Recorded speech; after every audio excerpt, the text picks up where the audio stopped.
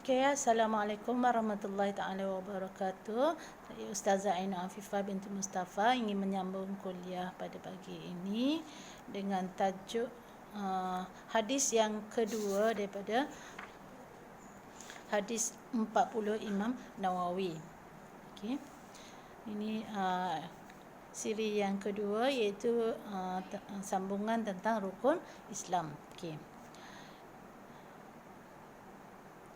Rukun Islam yang kedua iaitu mendirikan sembahyang.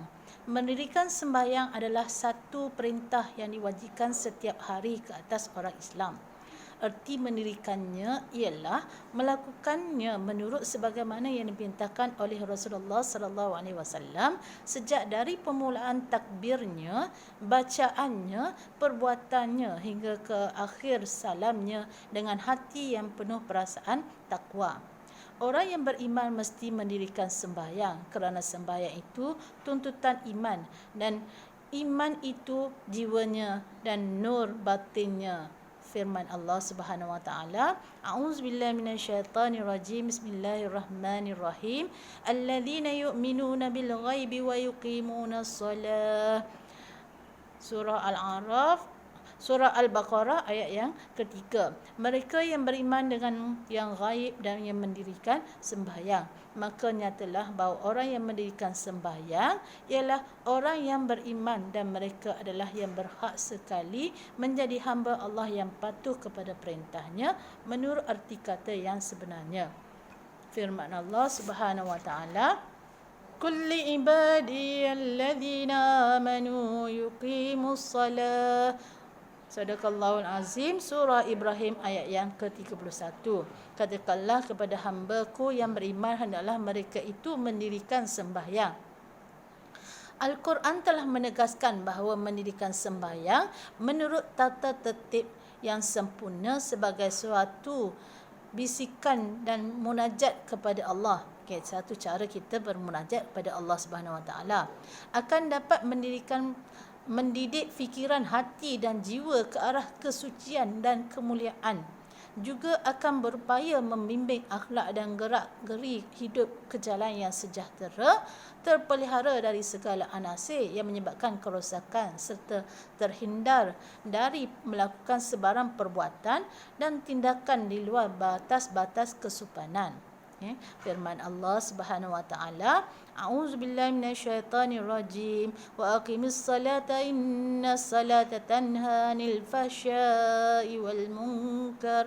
Sadaqallahul Azim, Surah Al-Ankabut ayat yang ke-45.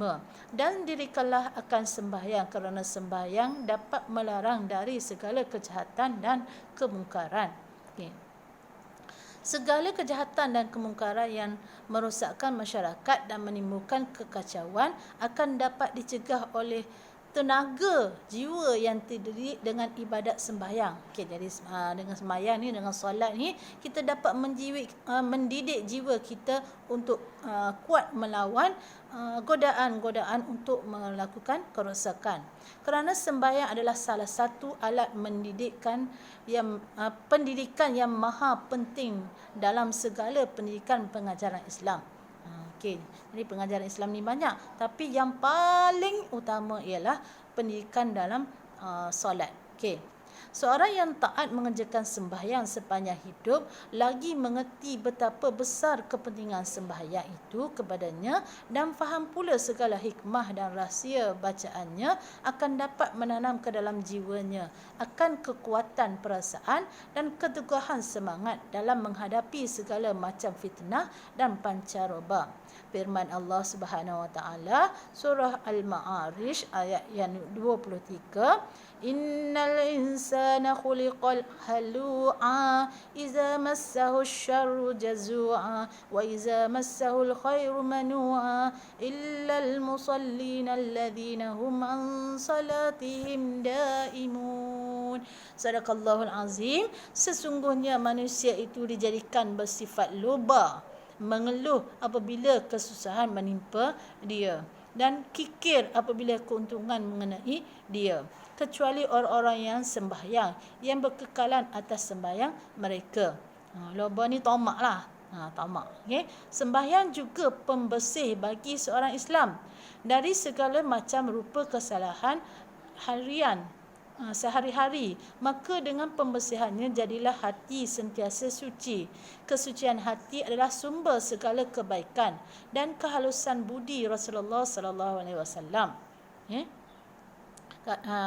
Bersabda, Ara'aitum law anna nahram bibabi ahadikum yaghtasilu minhu kulla yawmin 5 marrat hal yabqa min daranihi syai' qalu la yabqa min daranihi syai'un qala fadhalika mathalus salawatil khamsi yamhu Allahu bihal khataya rawahu riwayat 5 orang kecuali Abu Daud.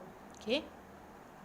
Bagaimana pendapat kamu jika sekiranya sebatang sungai di pintu rumah salah seorang kamu, ia mandi daripadanya tiap-tiap hari sebanyak 5 kali? Adakah tinggal daripada dakinya suatu? Mereka berkata, tidak tinggal daripada dakinya suatu. Ia bersabda, maka yang demikian itulah bandingan sembahyang 5 waktu. Allah menghapuskan dengan segala kesalahan. Ini setiap kali kita solat itu dapat menghapuskan segala dosa yang kita lakukan. Itu dosa-dosa kecil. Ringkasnya, sembahyang adalah satu rukun Islam yang besar sekali faedahnya, yang banyak pula hubungannya dengan kesucian hidup di dunia ini. Orang Islam, lelaki dan wanita, tidak ingin sama sekali meninggalkan sembahyang oleh suatu hal dengan alasan hendak mengqadakannya pada malamnya atau pada siang pada masa kelapangan.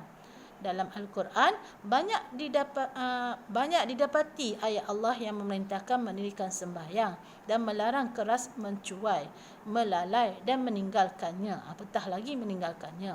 Tetapi perintah itu tidak diindahkan orang. Okey, perintah maksiat meninggalkannya tetap dikerjakan oleh segala lapisan umat masing-masing dengan caranya tersendiri. Jadi walaupun banyak ayat-ayat yang menerangkan tentang kewajipan solat, kepentingannya, tapi kebanyakan manusia melupakannya. Okey. Rasulullah sallallahu alaihi wasallam telah menerangkan bahawa meninggalkan sembahyang dengan sengaja atau dengan kesedaran bererti menyediakan satu pintu dari pintu kekufuran dan akan dimasukkan pada bila-bila masa. Rasulullah sallallahu alaihi wasallam bersabda, Inna bainar rajuli wasyirki wal kufri tarkus salati. Riwayat 5 orang kecuali Bukhari. Sesungguhnya antara seorang lelaki dan syirik dan kufur ialah meninggalkan sembahyang. Jadi membezakan kita dengan orang kafir ialah meninggalkan solat. Okey. La'ahdul ladzi bainana wa bainahumus salatu faman tarakaha faqad kafar. Riwayat Tirmizi. Perjanjian yang ada di antara kami dan mereka ialah sembahyang. Maka barang siapa meninggalkan sembahyang, maka kafirlah ia. Ini Ibnu Mas'ud berkata, Man taraka salata fala dina lahu. Barang siapa meninggalkan sembahyang, maka tidak ada agama baginya. Jadi kalau orang yang meninggalkan solat, memang tidak dianggap seorang yang beragama. Abu Daud pula berkata, La imana liman salata lahu. Tidak ada iman bagi mereka yang tidak ada sembahyang baginya. Tak pernah solat, maka orang itu tidak dianggap beriman bagi Imam Abu Daud. Seterusnya, sembahyang adalah kewajipan yang wajib dilaksanakan. Itu bukanlah satu tugas yang berat, malah ringan serta mudah disempurnakan. Dalam beberapa minit saja, seorang Islam yang melaksanakan kewajipan ini akan mudahlah kelak baginya melaksanakan kewajipan hidup yang lainnya.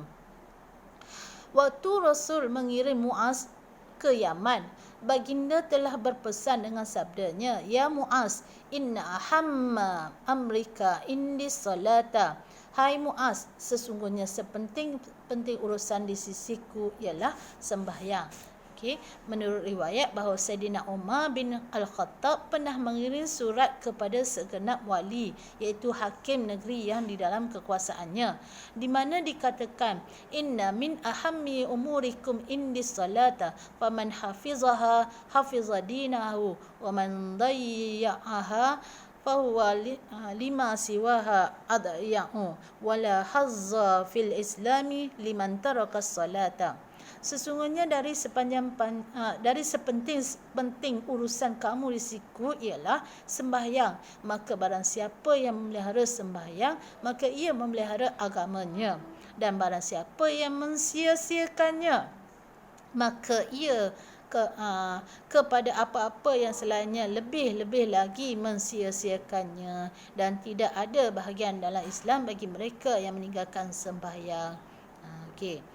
Begitu kita ambil contoh orang sebagai seorang suami. Okay. Kalau suami itu seorang yang mendirikan solat, insya-Allah dia akan bertanggungjawab kepada isterinya dalam memberi nafkah zahir dan batin, dan segala urusan rumah tangga dijaga dengan baik apabila dia mengambil berat tentang solat. Okey, itu tentang solat. Kita tengok pula rukun Islam yang ketiga, mengeluarkan zakat. Zakat ialah satu ibadat harta benda dari seorang Islam. Orang Islam yang mempunyai sumber kehidupan atau memiliki mata benda kehidupan yang tertentu diwajibkan mengeluarkan zakatnya menurut ketentuan syariat. Zakat ialah penyucian dan penambahan. Diriwayatkan ke atas orang yang memiliki harta benda yang tertentu untuk mengeluarkan bahagiannya kepada orang-orang yang mustahak menerimanya menurut ketetapan hukum. Jadi hukum mengeluarkan zakat adalah wajib.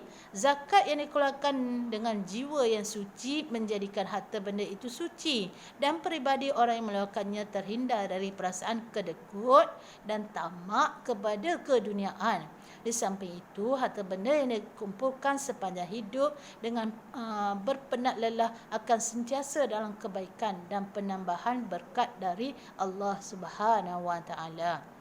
Islam adalah satu agama yang ingin sekalian pemeluknya menjadi manusia yang patuh menunaikan hak Allah.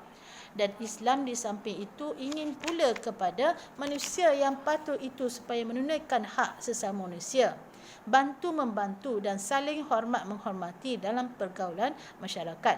Itu yang dikatakan hablum minallah wa hablum minan nas. Maka di antara bantuan yang diwajibkan Islam ialah bantuan zakat yang diambil dari orang yang mampu untuk orang yang tidak mampu.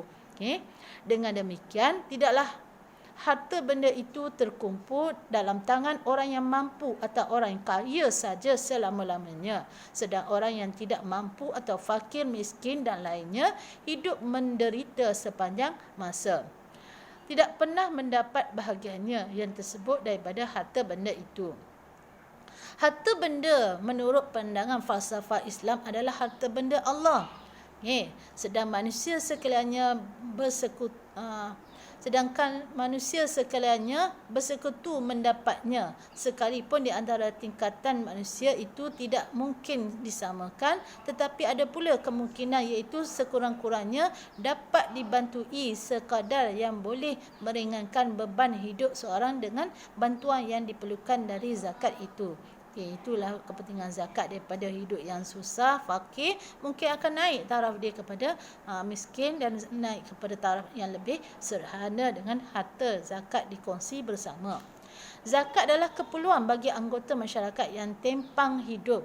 Kewajipan mengeluarkannya sama dengan kewajipan mendirikan sembahyang, dan Allah satukan sebutan sembahyang dan zakat dalam satu ayatnya yang berbunyi, A'udzubillahi minasyaitanirrajim. Bismillahirrahmanirrahim.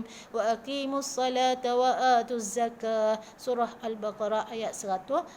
Dan dirikanlah akan sembahyang dan keluarkanlah zakat. Surah Al-Hajj ayat 41. A'udzubillahi minasyaitanirrajim. Alladzina idza makkannahum fil ardi aqamus salata wa atuz zakah.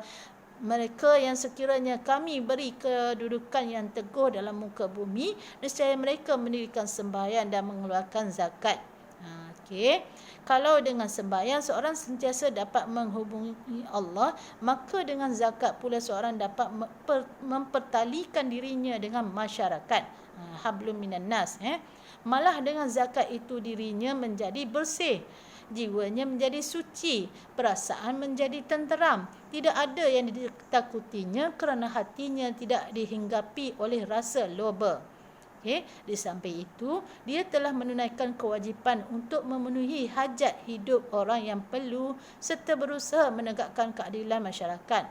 Firman Allah Subhanahu wa taala, A'udzubillahi minasyaitonirrajim, khudz min amwalihim shadaqatan tutahhiruhum wa tuzakkihim biha. Sadaqallahul azim. Ambillah dari harta-harta mereka sedekah yang engkau bersihkan mereka dan sucikan mereka dengannya. Surah At-Taubah ayat yang 112. A'udzubillahi minasyaitonirrajim. Bismillahirrahmanirrahim. Walladzina fi amwalihim haqqum ma'lumun lis-sa'ili wal mahrum. Dan yang pada harta-harta mereka ada hak yang maklum bagi orang yang meminta dan yang tidak mampu.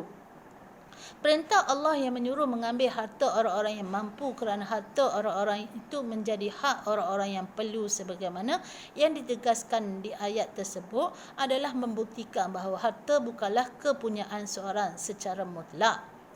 Sehingga boleh dimiliki atau dibelanjakan menurut kemahuan hati. Tetapi harta adalah kepunyaan Allah yang ditetapkan pembahagiannya kepada orang-orang yang ditentukan. Dan pembahagian yang ditentukan itu wajib dikeluarkannya menurut ketetapan syariat. Dan barang siapa yang enggan mengeluarkannya, wajiblah diambil daripadanya secara paksa. Sebagaimana yang pernah dilakukan Saidina Abu Bakar sewaktu ada segolongan orang Arab yang tidak mahu mengeluarkan zakat sebaik-baik mendengar berita kewafatan Rasulullah sallallahu alaihi wasallam. Beliau telah memerangi mereka dan berkata, "Wallahi la uqatilunna man farraqa baina salati waz zakati fa inna zakata haqqul mal wallahi law mana'uni inaqan kanu yu'addunaha li Rasulillah laqataltuhum ala man'ih." Riwayat Bukhari. Demi Allah, sesungguhnya aku akan memerangi mereka yang membeza-bezakan antara sembahyang dan zakat, kerana sesungguhnya zakat itu hak Allah. Kerana sesungguhnya zakat itu hak harta demi Allah. Kalau mereka menegah aku daripada memberi zakat kambing betina yang pernah mereka tunaikannya kepada Rasulullah, nescaya aku memerangi mereka kerana tegahan itu. Orang yang mengeluarkan zakat berarti orang yang membelanjakan hartanya untuk maslahah dirinya dan maslahah orang ramai. Dia adalah dipuji dan didoakan kesejahteraannya serta ditambahkan keberkatannya kerana kebaikan dan kemurahannya. Rasulullah sallallahu alaihi wasallam bersabda, "Ma min yaumin yusbihul ibadu fihi illa wa malakani yanzilani fayaqulu ahaduhuma Allahumma a'ti munfiqan khalafa wa yaqulul akharu Allahumma a'ti mumsikan talafa." Riwayat 5 orang. Tidak ada satu hari yang berpagi-pagi padanya oleh hamba melainkan ada 2 malaikat yang turun kepadanya. Maka salah seorang dari keduanya berdoa, "Ya Allah, berilah kepada orang yang berbelanja akan gantinya." Jadi setiap kita belanja Allah akan ganti. Dan yang seorang lagi yang berdoa, "Berilah kepada orang yang bakhil akan kebinasaannya." Bahaya ya. Orang yang tidak mengeluarkan zakat dianggap orang yang bakhil. Hartanya akan menjadi alat untuk penyiasaan di akhirat kelak. Sebagaimana sabda Rasulullah sallallahu alaihi wasallam, "Man atahu Allahu malan falam yuaddi zakatahu musillahu lahu yaumal qiyamati syuja'an aqra'a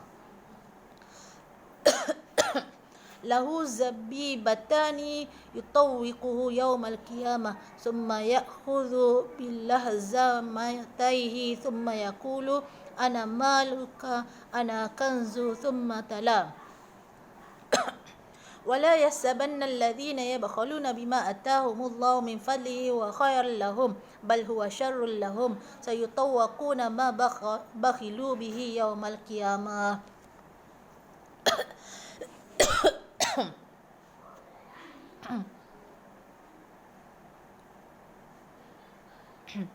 Barang siapa yang diberikan Allah harta kemudian ia tidak mengeluarkan zakatnya, akan dirupakan baginya pada hari kiamat seekor ular yang botak kepala oleh ketiadaan rambutnya kerana terlampau lama hidupnya dan banyak pula racunnya. Lagi mempunyai 2 tumpuk hitam di atas 2 matanya yang membelikkannya pada hari kiamat.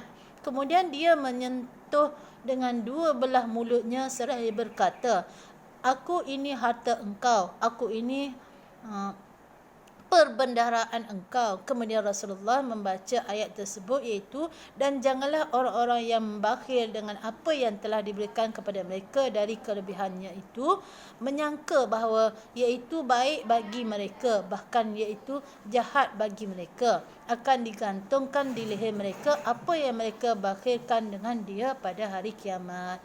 Okey, itu bahayanya orang yang kedekut, yang enggan mengeluarkan zakat. Okey, seterusnya saya sambung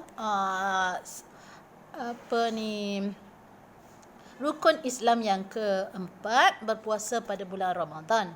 Tiap-tiap orang Islam wajib berpuasa. Puasa menurut Islam bererti mencegah nafsu lahir dan batin dari segala yang dilarang serta menguasai gerak-geri badan dari melakukan sesuatu yang ditegah oleh hukum. Puasa wajiblah ditunaikan menurut ketentuan syariat. Allah menetapkan syariat puasa dengan firman-Nya, A'udzubillahi minasyaitanirrajim. Bismillahirrahmanirrahim.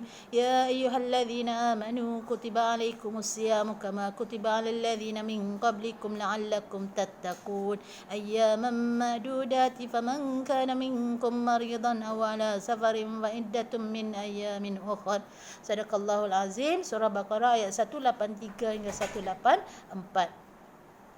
Hai orang-orang yang beriman, diwajibkan atas kamu puasa sebagaimana diwajibkan atas orang-orang yang dahulu daripada kamu supaya kamu bertakwa, iaitu beberapa hari yang tertentu. Maka barang siapa di antara kamu sakit atau dalam perjalanan, maka wajib ia berpuasa beberapa hari yang ketinggalan itu di hari yang lain. Maksudnya boleh diganti pada hari lain bagi dua golongan, iaitu orang yang sakit dan orang yang musafir.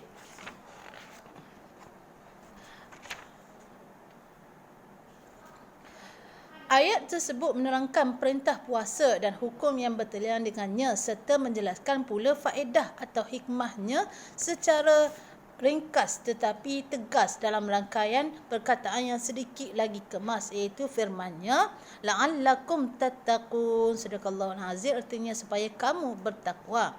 Jadi berpuasa untuk menjadi darjat takwa adalah hikmah atau faedah yang terkandung dalam puasa. Jadi kenapa kita berpuasa? Hikmahnya supaya kita menjadi orang-orang yang bertakwa. Takwa yang dijadikan maksud utama dari puasa adalah satu perkataan yang mudah disebut dan diingat disebabkan amat sedikit hurufnya, tetapi sangat banyak dan luas pengertiannya. Terbukti dari macam-macam pengertian dan tafsiran para ulama dari beberapa jurusan ilmu, di antaranya menegaskan bahawa puasa adalah untuk mencegah diri dan jiwa dari penyakit dan kerosakan akhlak akibat dari nafsu yang tidak pernah dikawal dan dipelihara. Penegasan ini didasarkan kepada perkataan takwa itu, kerana tiap-tiap perkataan atau perbuatan yang dimasukkan untuk mencegah kejahatan serta melihara dari terjerumus ke kancah maksiat yang merosakkan adalah bererti takwa. Dalam Al-Quran banyak disebut perkataan takwa yang diikuti dengan pengertiannya serta banyak pula didapati lebih ayat yang menerangkan sifat orang-orang yang bertakwa dan anjuran untuk menjadi orang yang takwa, sebagaimana ayat perintah puasa. Takwa seperti mana yang telah diterangkan pengertiannya mengandungi makna memelihara diri dari api neraka. Takwa ialah sebaik-baik bekalan yang berguna bagi manusia di dunia dan di akhirat. Takwa adalah pembuka jalan ke arah kemudahan suatu urusan. Takwa adalah sebab penghapusan dosa dan kesalahan. Kerana ini, maka amatlah tepat pemakaian perkataan ini untuk menunjukkan hikmah puasa. Takwa hasil dari puasa dan dari amal-amal yang lain adalah satu darjat dan makam yang paling mulia dan tinggi dalam pandangan Islam.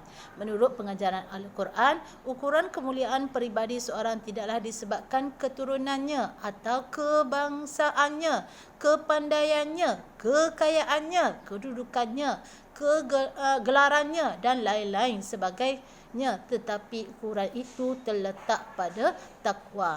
Demikianlah, maka dengan ini fahamlah kita bahawa alangkah mulianya orang yang puasa kerana hikmahnya untuk takwa, setinggi-tinggi makam di sisi Allah, tetapi untuk mencapai tidaklah mudah kerana semata-mata puasa dan berlapar sahaja belumlah terjamin makam itu. Kerana kalau demikian, maka alangkah murahnya nilai takwa.